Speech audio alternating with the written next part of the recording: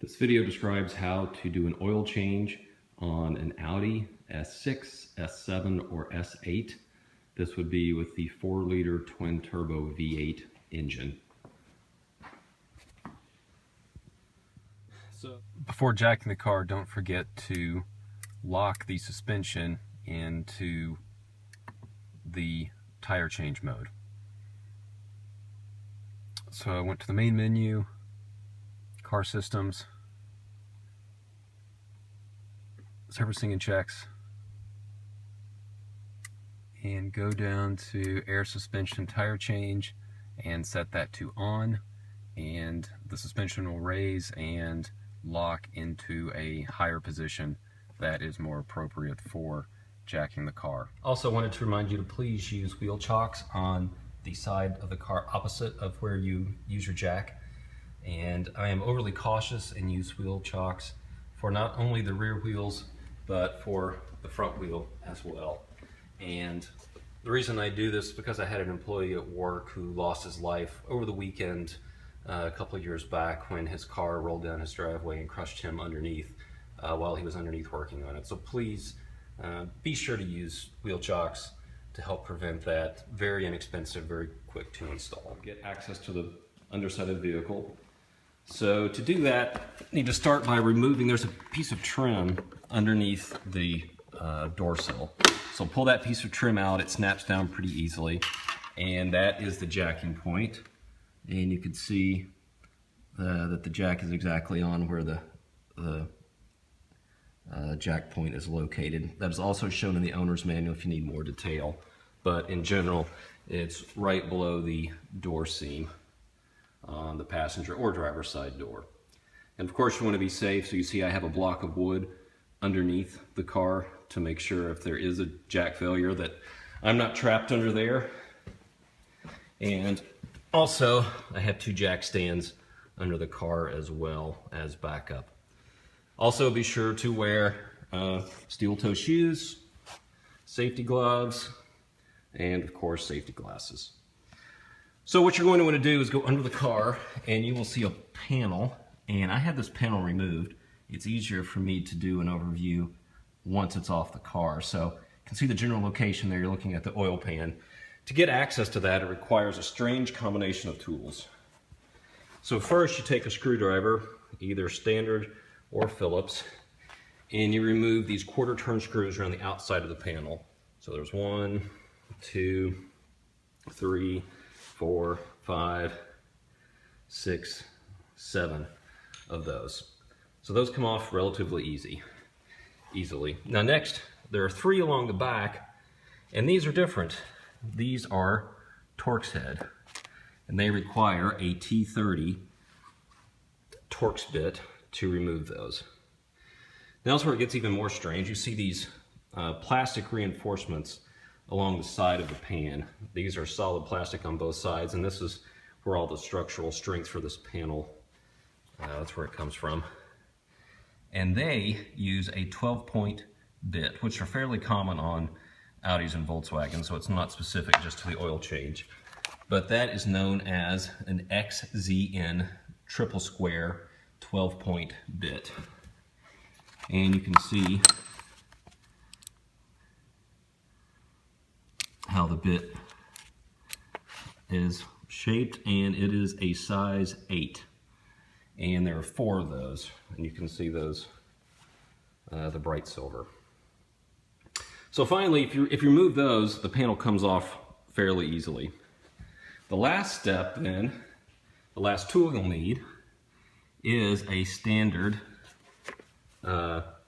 hex adapter, and this is to remove the drain plug and the oil filter. So this is a size M6, so a 6mm. So now I go into the car and look at the plugs.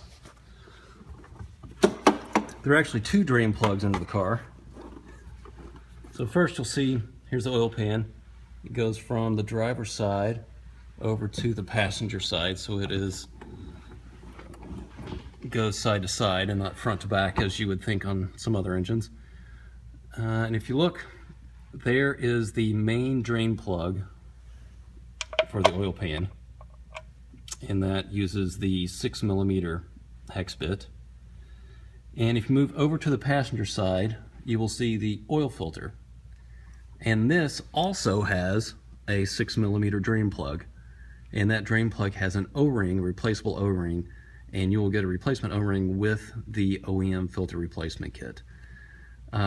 Once you drain the oil from this filter housing, you can reinstall the plug, and then you will need a 34mm socket to remove the filter housing itself, and inside that filter housing will be a canister filter. And then you remove that canister filter, put the new filter in, and then reinstall this housing. And there's another O-ring at the top of this filter housing where it attaches to the engine, and that replacement O-ring is also included in the filter kit. Finally, giving an overview of the filter. So you can see the part number there. It's a 079198405D. And the type of oil I use and what is recommended by most people is the Mobil 1 Full Synthetic 0W40. It takes 9 quarts to fill the pan, but interestingly enough, there is no dipstick. But before I talk about that, let me pull this filter out. So you can see this is the cartridge style filter. It goes inside the plastic housing that I showed you underneath the engine. And then there's one other part.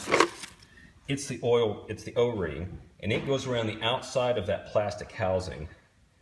And you will take the old O-ring off, the large one on the outside. You will take that off the plastic housing that is mounted to the bottom side of the engine. Replace it with this new O-ring when you do the filter replacement. Just a quick review of the consumable parts for the oil filter change. We'll start with the bottom O-ring. This goes around the oil drain that is in the bottom of the filter canister housing. And then next, this is the used oil filter. And finally, at the top of the filter canister housing is a large O-ring. This is where the filter canister housing attaches to the engine. And all three of these are included in the filter replacement kit. Part number 079198405D, and then it has a /211 at the end. The other consumable replacement part is this crush ring that goes on the oil pan drain plug. And you can see the part number there, N013815-7VAG. So finally, you can look all around. There is no oil level dipstick. So the way you check the oil level is to power the car up into accessory, don't start it.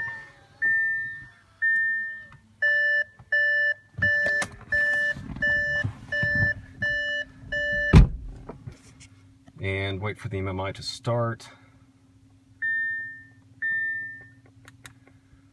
Go into the car menu.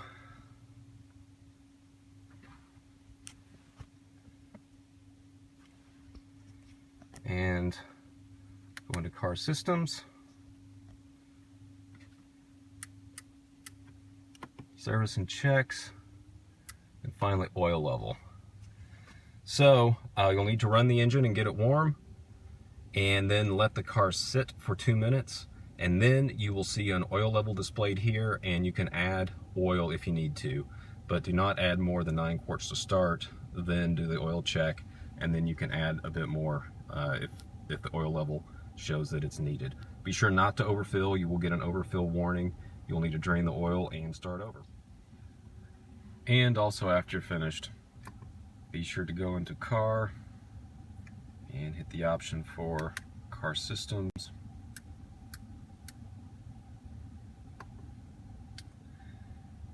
And reset the service interval.